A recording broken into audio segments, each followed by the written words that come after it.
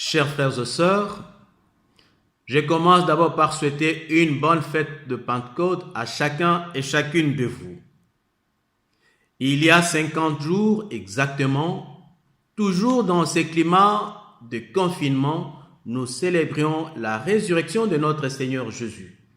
Et 50 jours après, nous fêtons aujourd'hui la Pentecôte, qui est la descente du Saint-Esprit sur les apôtres, considérée comme l'élément fondateur de l'Église. La tour de Babel symbolise la dispersion des hommes par la multiplication de langues. Cette unité perdue sera retrouvée grâce à l'esprit de Pentecôte.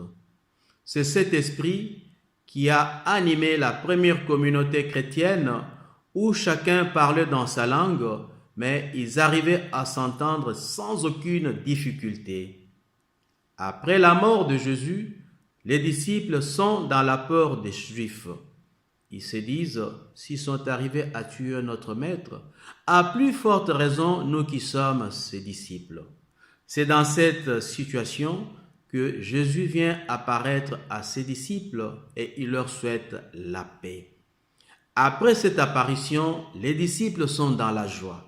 Ils jubilent, ils sont contents. Et Jésus les envoie en mission. Comme le Père m'a envoyé, moi aussi je vous envoie. Mais avant que les disciples ne partent en mission, Jésus leur donne son esprit et il leur donne le pouvoir de remettre le péché. La Pentecôte est l'élément fondateur de l'Église universelle. Si cette Église est appelée universelle, cela veut dire que toutes les barrières qui ont été tracées par les humains sont supprimées. C'est une Église où les langues, les races et l'appartenance à une nation ne constituent plus un obstacle, mais plutôt une richesse qui aide les hommes à s'accepter avec leurs différences pour construire l'Église et le monde. Chers frères, chères sœurs, l'esprit de Pentecôte bannit tout ce qui freine l'entente entre les humains, les jalousies, les rivalités que saint Paul dénonce dans la deuxième lecture. Lorsqu'on est animé par l'esprit de Pentecôte, on doit considérer que les dons que l'autre possède ne doivent pas être vus comme un obstacle à l'entente entre frères et sœurs, mais plutôt comme une richesse pour la communauté. L'esprit de Pentecôte chasse la peur. Avant l'apparition de Jésus, les disciples étaient dans la peur. Et quand Jésus arrive, il leur souhaite à ses disciples, la paix soit avec vous. Jésus était conscient que ses disciples avaient besoin de cette paix pour avoir une certaine quiétude intérieure. C'est en ayant cette quiétude intérieure qu'il pouvait à ce moment-là se mettre sur le chemin de la vie missionnaire.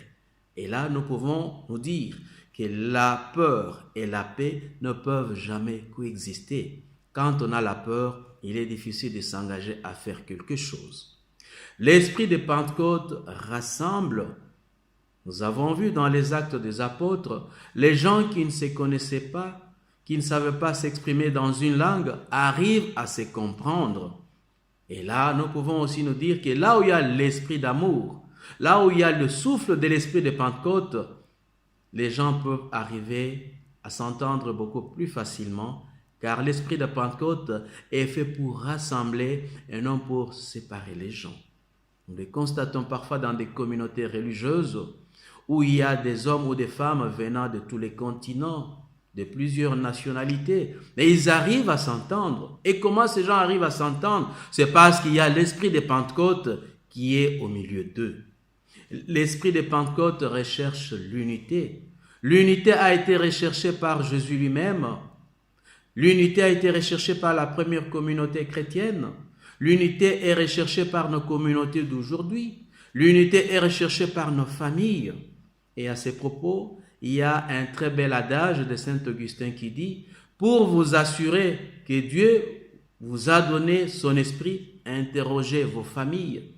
Si elles vivent dans la charité, si elles vivent dans l'unité, vous avez son esprit. » Essayons aussi à notre niveau d'interroger nos familles et nos communautés, si elles sont pleines de charité, si elles vivent unies, là nous pouvons nous dire que l'esprit de Pentecôte y est.